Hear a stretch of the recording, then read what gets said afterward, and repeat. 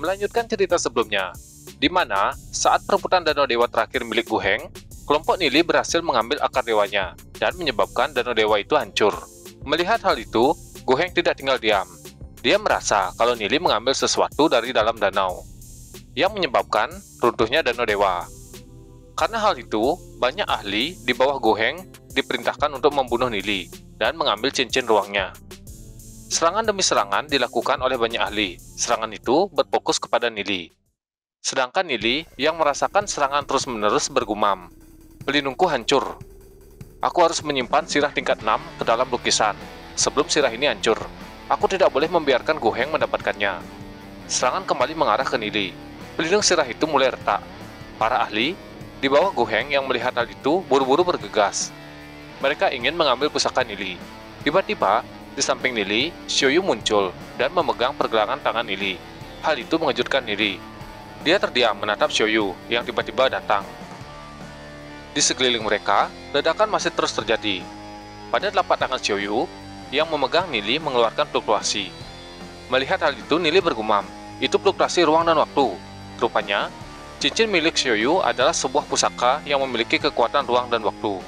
Setelah fluktuasi itu, cahaya keluar dari tempat Nili dan Xiaoyu.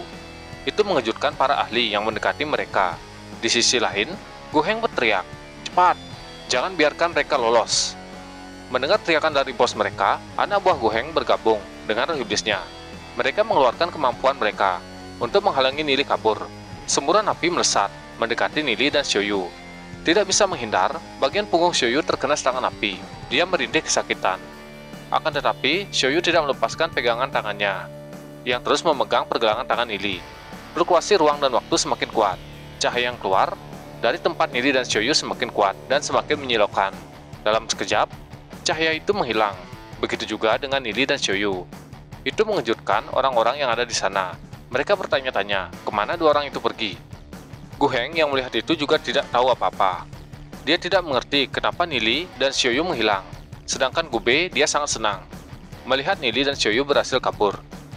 Tapi, Lu Piao juga kebingungan. Berbeda dengan Li Xingyun, dia berteriak, memerintahkan anak buahnya bergegas untuk mundur. Dalam jumlah besar, pasukan itu mundur, meninggalkan medan perang yang dipenuhi dengan ledakan. Gu Heng yang sangat kesal melihat hal tersebut, dia berkata, "Sialan, mereka kabur selagi aku mengejar Nili."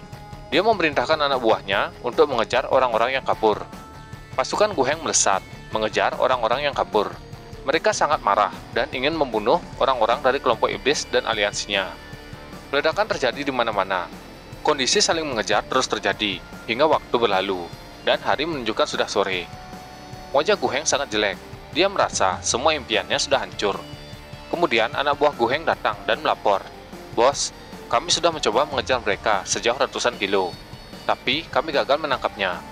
Kedua orang yang melapor itu menakupkan tangannya, sambil menundukkan wajahnya. Gu Heng menutup matanya, mencoba menenangkan emosinya. Dia berkata, "Tentu saja." Kemudian, menanyakan tentang korban dari sisi mereka. Bawahan Gu Heng mengatakan, perkumpulan iblis dan jalan langit telah mengalami korban jiwa sebanyak 5.000 orang, dan korban jiwa dari pihak mereka lebih dari 6.000 orang. Pasukan Liu Peng yang tewas, yang membantu Gu Heng berjumlah ribuan orang. Mendengar itu, emosi Gu Heng kembali meluap-luap. Dia berteriak, "Sudah 3 danau dewa kita hilang, tapi malah kita mengalami lebih banyak korban jiwa daripada musuh. Kalau kita cuma saling membunuh karena kebencian, mungkin para tetua tidak akan ikut campur. Tetapi, aku merasa bukan itu masalahnya. Karena kau sudah berani menghancurkan danau dewa, Gu Bei, lihat saja, apa posisimu sebagai pewaris pertama akan terus bertahan." Gu Heng berteriak, mengajak anak buahnya kembali ke Sakti Bulu Ilahi. Dia terbang meninggalkan tempat tersebut. Keesokan harinya, di sebuah kediaman, seseorang berkata, "Aku ingin para tetua melengsarkan Gu Bei.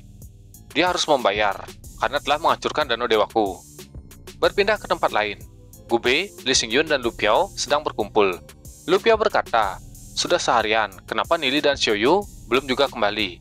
Li Xingyun berkata, "Saat itu, Xiaoyu mengeluarkan susunan ruang dan waktu.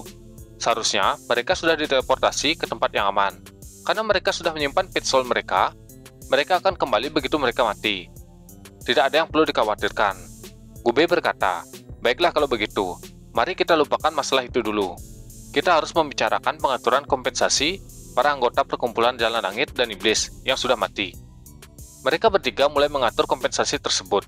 Seseorang datang, dia berteriak, "Master B, saya baru menerima kabar kalau Gube mencoba menghubungi para tetua klanku untuk melengsarkan Anda."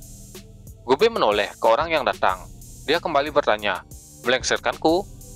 Orang yang datang itu menakupkan tangannya dan berkata, "Sepertinya masalah ini terkait hancurnya 3 nanodewa milik Guheng." Mendengar itu, Gube bergumam, "Sepertinya kita sudah kelewatan. Lalu bagaimana soal kakakku yang diracuni? Ini adalah hukum rimba." Setelah merenung, Gube bertanya, "Rencana apa yang mau dilakukan Guheng?" Orang itu berkata, "Guheng telah mengumpulkan puluhan tetua dan bersiap-siap mendesak patriark. Mereka ingin Anda memberikan posisi Anda sebagai pewaris pertama, atau memberikan kompensasi atas hancurnya 3 nanodewa." Mendengar itu, Lee Xingyun dan Lu Piao saling menatap. Orang itu kembali berkata, ada salah satu tetua yang mendukung Nona Gulan, dan memberitahunya secara diam-diam terkait masalah ini. Lalu Nona Muda meminta saya menyampaikan pesan ini kepada Anda. Gube berkata, Guheng pernah menjadi pewaris pertama. Itu sebabnya banyak tetua yang berhubungan baik dengannya. Kali ini, dia mencoba menggunakan kekuatan klan untuk menghadapiku. Mendengar itu, Lu Piao bertanya, "Lalu, apa yang akan kau lakukan?" Gube memiliki sebuah ide. Dia berkata ke orang di depannya, "Guteng, coba selidiki tetua mana saja yang sudah dihubungi oleh Guheng." Guteng pun menerima perintah tersebut. Setelah Guteng pergi, Gube menghembuskan napas. Dia berkata, "Ada banyak hal yang harus aku urus.